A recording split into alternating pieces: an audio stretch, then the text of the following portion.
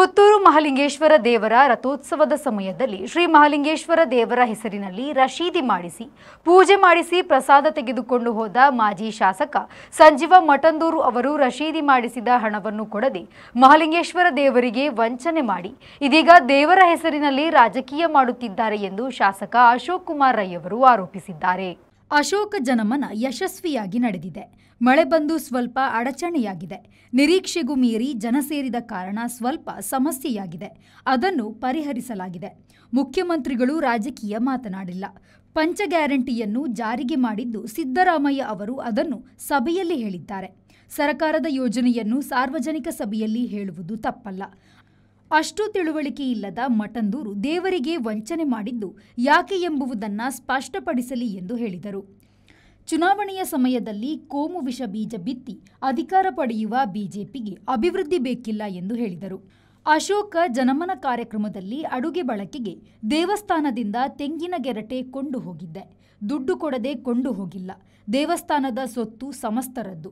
ಅದನ್ನು ಸ್ವಂತಕ್ಕೆ ಬಳಸುವ ಅಧಿಕಾರ ಯಾರಿಗೂ ಇಲ್ಲ ಎಂದು ಹೇಳಿದ ಶಾಸಕರು, ದೇವಸ್ಥಾನದ ಜಾಗವನ್ನು ಒಳಗೆ ಹಾಕಿದ್ದು ಯಾರು ಎಂದು ಲೋಕಕ್ಕೆ ಗೊತ್ತಾಗಿದೆ. ದೇವರು ಧರ್ಮಕ್ಕೆ ಅಪಚಾರ ಮಾಡಿ ಹಿಂದೂ ಧರ್ಮದ ಬಗ್ಗೆ ಮಾತನಾಡುತ್ತಾರೆ.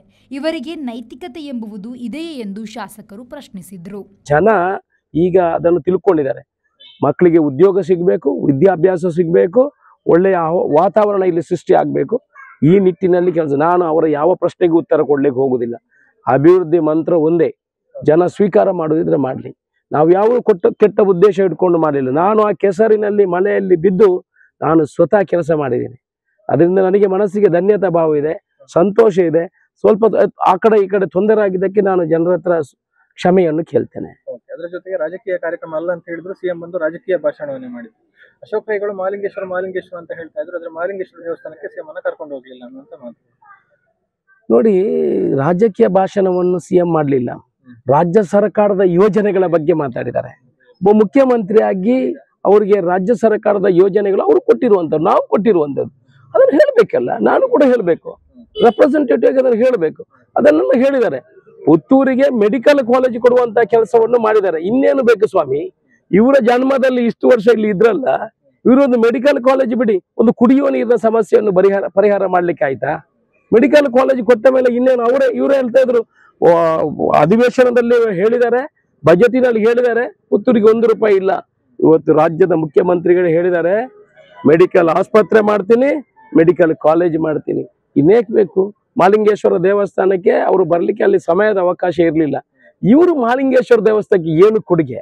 ಇವ್ರು ಹೇಳ್ತಾರಲ್ಲ, ನಾನು ಹೇಳಿದ್ರೆ ನೀವು ನಂಬ್ತೀರಾ ಬಿಡ್ತೀರಾ? ನೀವು ಹೇಳ್ಬೇಕಾ? ನೀವು ಹೇಳ್ಬೇಕಾ? ಇದೇ ಸಂಜೀವ ಮಠಂದೂರು ರಥ ಪೂಜೆ ಇತ್ತಲ್ಲ, ರಥ ಪೂಜೆಗೆ ₹25,000 ರಸೀದಿ ಮಾಡಿಕೊಂಡು ಪ್ರಸಾದ ತಗೊಂಡು ಹೋಗಿದಾರಲ್ಲ, ಇವತ್ತಿನೊಳಗೆ ದುಡ್ಡು ಕೊಟ್ಟಿದಾರ? ಕೇಳಿ. ಇವತ್ತಿನವರೆಗೆ ₹25,000 ದುಡ್ಡು ಕೊಟ್ಟಿದಾರ? ಇವರು ಧರ್ಮದ ಬಗ್ಗೆ ಮಾತಾಡ್ತಾರಲ್ಲ, ಇವರು ಮಹಾಲಿಂಗೇಶ್ವರ ದೇವಸ್ಥಾನದ ಬಗ್ಗೆ ಮಾತಾಡ್ತಾರಲ್ಲ, ಇವರು ಆ ದೇವಸ್ಥಾನದ ಬಗ್ಗೆ ಮಾತಾಡ್ತಾರ. ದೇವಸ್ಥಾನದ ಜಾಗವನ್ನು ಒಳಗಾಕಿದವನು ಯಾರು ಸ್ವಾಮಿ?